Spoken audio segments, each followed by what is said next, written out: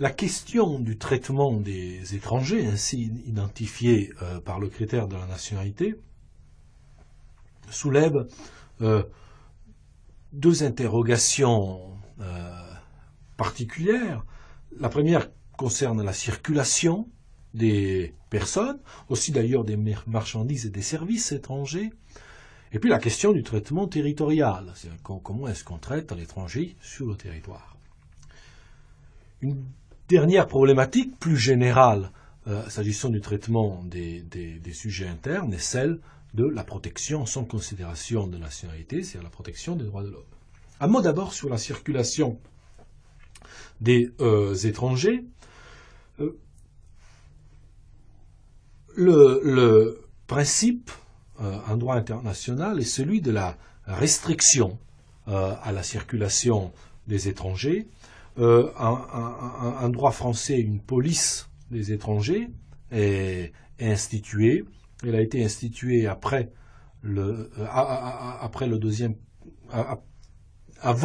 le deuxième conflit mondial d'abord, dans le contexte des décrets d'Aladier. Elle a été reprise après le deuxième conflit mondial par l'ordonnance de 1945. Et désormais, elle fait l'objet d'une codification dans le Code de l'entrée et de séjour des étrangers et du droit d'asile.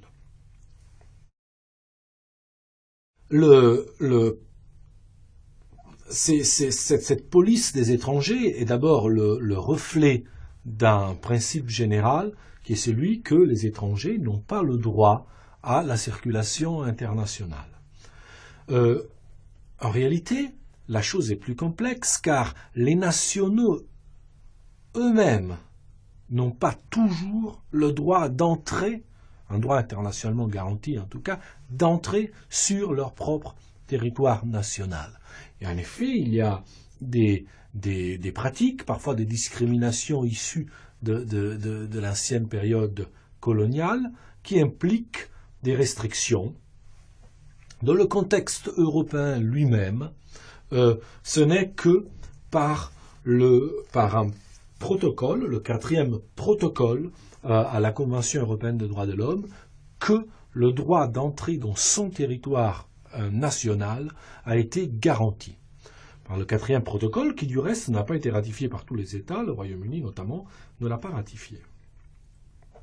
Dans le pacte des Nations Unies sur les droits civils et politiques, à l'article 12, paragraphe 4, ce qui est interdit, c'est le fait de priver arbitrairement une personne du droit d'entrer dans son territoire national. Il n'y a donc pas une garantie complète, même pour les nationaux, d'entrer sur le territoire national dans le pacte des Nations Unies de 1966, simplement une interdiction contre les privations arbitraires. A fortiori, pour les étrangers, on est dans une situation où il y a une police des étrangers, une restriction à la circulation internationale des étrangers. Il reste que certains régimes spéciaux tempèrent cette absence de garantie. Trois exemples principaux, trois régimes principaux. D'abord, sans doute le plus important en pratique, c'est le statut de réfugié politique, la Convention de Genève de 1951, qui confère le droit à celui qui est poursuivi à raison de son appartenance et qui donc doit fuir l'État dont il est originaire, et il a un droit à être accueilli dans l'État dans lequel il fait la demande de réfugié. Il ne peut pas être refoulé, sa demande doit être examinée, et s'il entre dans les conditions de la Convention de 1951, il doit savoir reconnaître le statut de réfugié.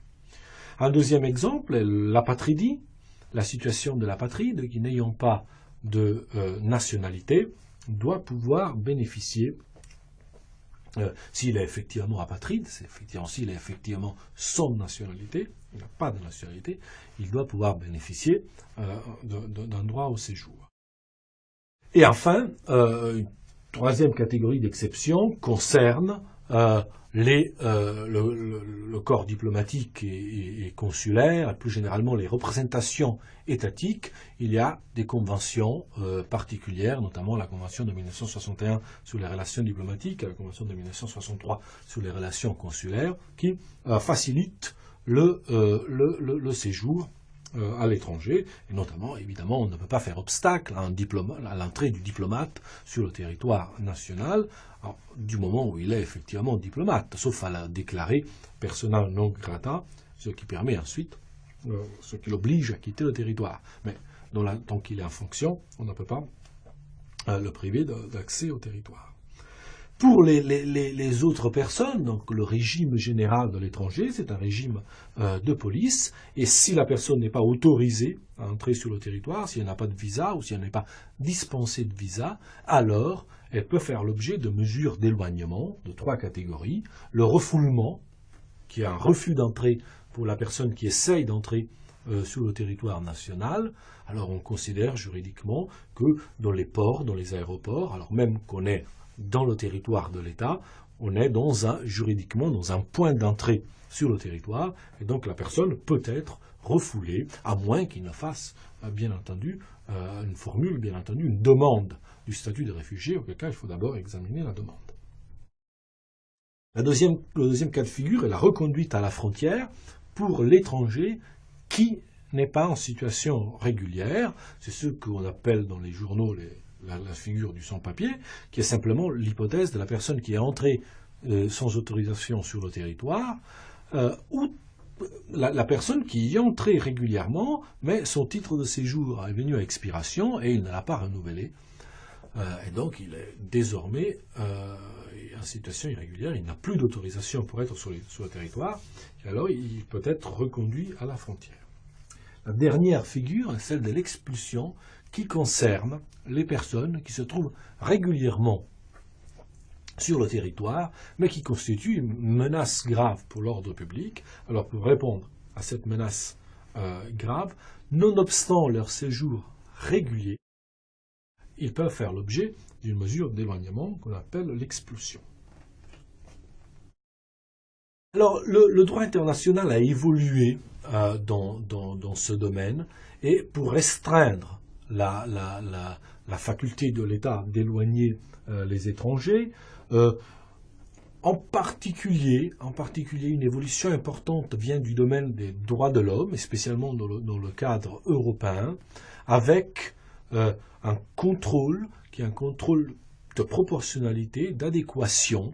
Lorsque la personne fait l'objet d'une mesure d'éloignement, il faut s'assurer que l'objectif d'intérêt général poursuivi par la mesure d'éloignement soit en adéquation, proportionnée à l'atteinte qui est portée à son droit au respect de sa vie privée et familiale, garantie notamment à l'article 8 de la Convention européenne des droits de l'homme. Dans le droit français, ce sont 2 arrêts du Conseil d'État de 1971 qui ont adapté la jurisprudence française à cette exigence européenne.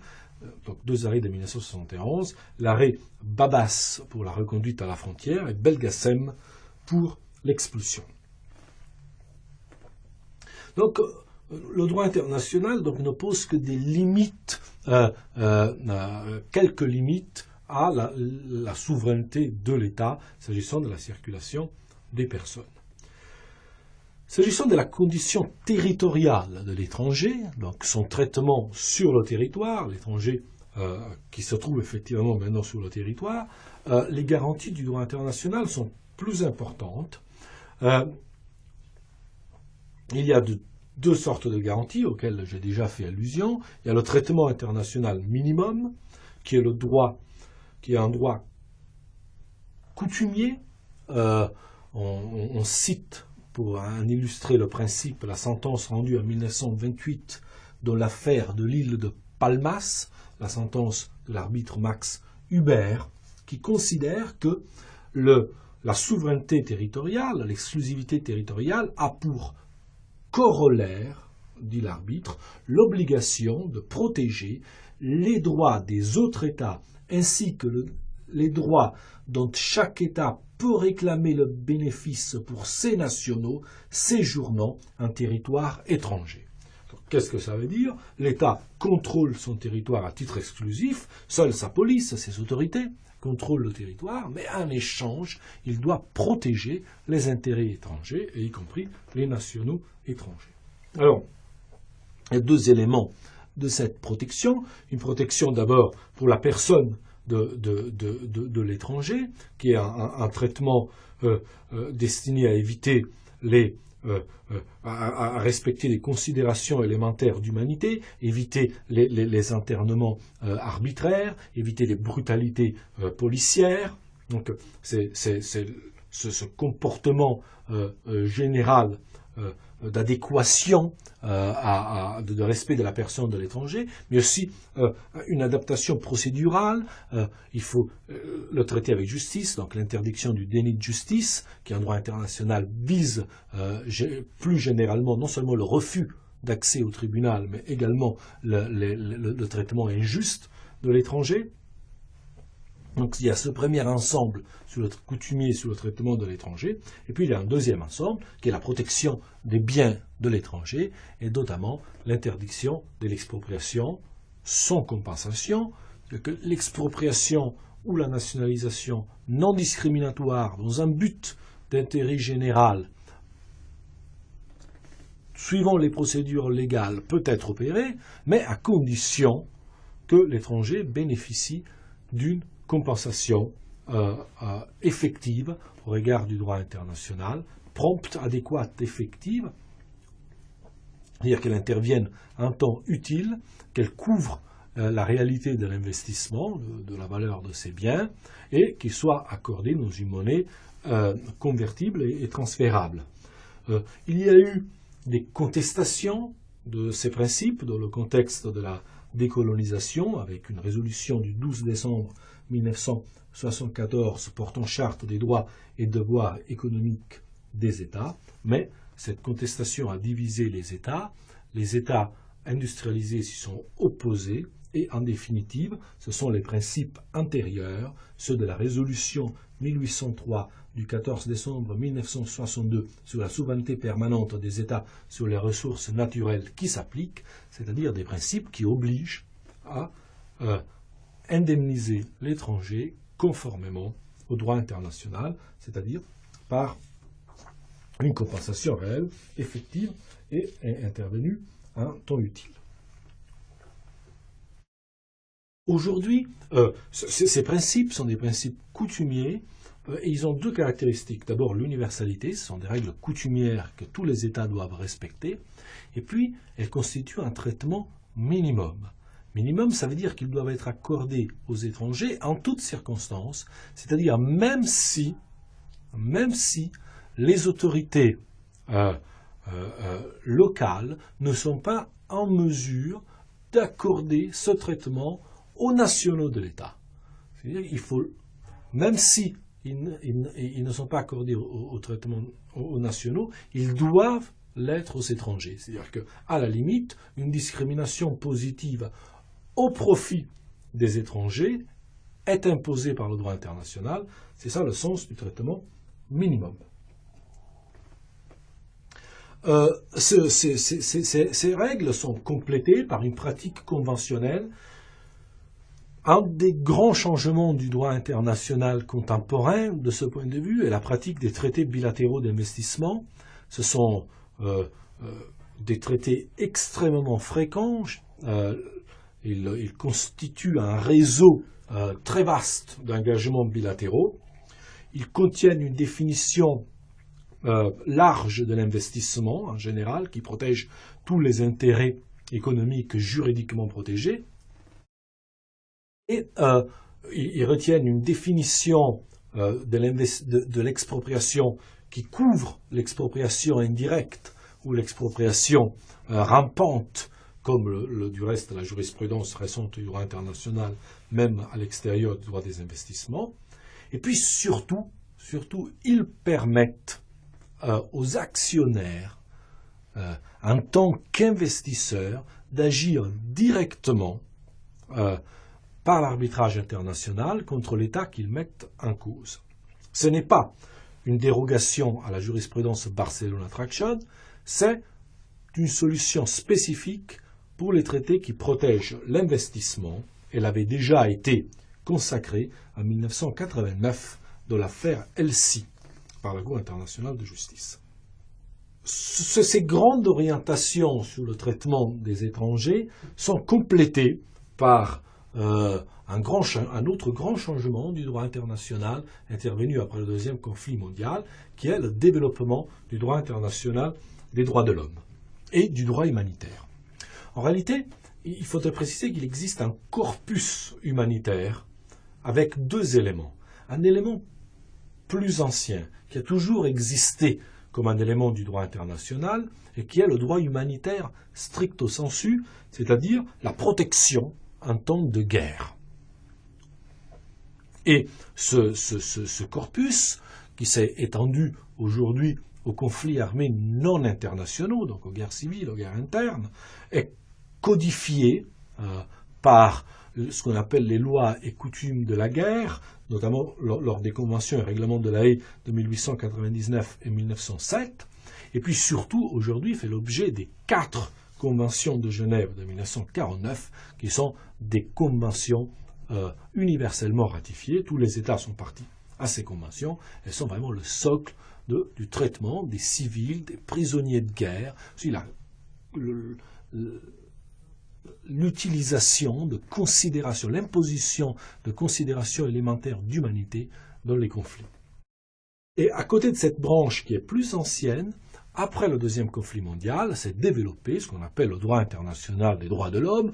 Le point de départ sur le plan universel est la Déclaration universelle des droits de l'homme adoptée par l'Assemblée générale de l'Organisation des Nations Unies en 1948.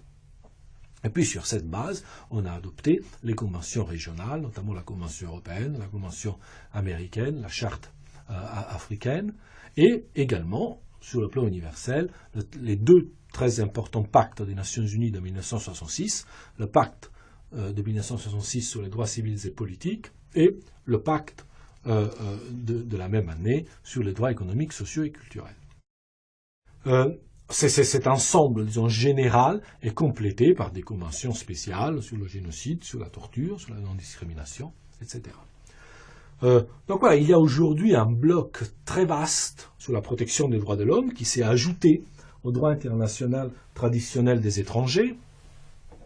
On souligne souvent la spécificité des droits de l'homme en droit international, parfois on l'exagère.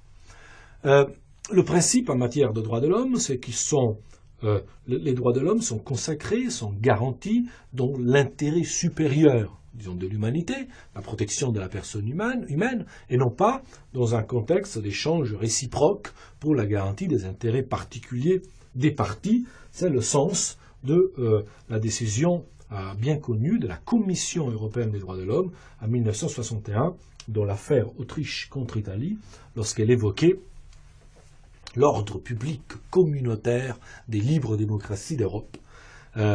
Au-delà du lyrisme des formules, on soulignait le fait que ce n'était pas la recherche d'intérêts particuliers qui était poursuivie, mais bien celle d'un intérêt commun, un ordre commun pour la protection de la personne humaine. Et certainement, il y a ces spécificités en matière des droits de l'homme. Certainement, on ne peut pas violer les droits de l'homme en invoquant la violation d'une autre partie. On ne peut pas utiliser l'exception d'une exécution, on ne peut pas utiliser les contre-mesures pour justifier une violation des droits de l'homme. C'est un acquis, et c'est une particularité, effectivement, de la protection des droits de l'homme. Mais, il reste qu'il faut relativiser la spécificité des droits de l'homme, qui reste un élément du droit international, d'abord par ses sources coutumières et conventionnelles, ce sont des traités pour la plupart, et puis par leur fonctionnement, car on s'aperçoit que, d'abord dans certaines hypothèses, la nationalité reste pertinente, et puis surtout on s'aperçoit que les droits de l'homme aussi s'insèrent dans une logique de négociation. La cause d'un traité relatif à la protection des droits de l'homme reste toujours l'engagement des autres parties, do ut des, ce qui se manifeste par des pratiques comme les pratiques de conditionnalité, en échange de l'entrée au Conseil de l'Europe, par exemple, il faut accepter la Convention européenne des droits de l'homme. En échange d'une certaine coopération économique, par exemple, il faut accepter certaines garanties en matière de droits de l'homme. Et donc cette pratique de la conditionnalité, avec la possibilité de suspendre des aides, par exemple, suspendre une coopération économique en réponse à une violation des droits de l'homme. On voit également apparaître des pratiques de sanctions collectives ou individuelles pour violation des droits de l'homme, ce qui montre que, même s'ils ont cette spécificité, il reste des éléments du droit international, et comme tous les éléments du droit international, ils sont un élément aussi, un élément des relations entre États.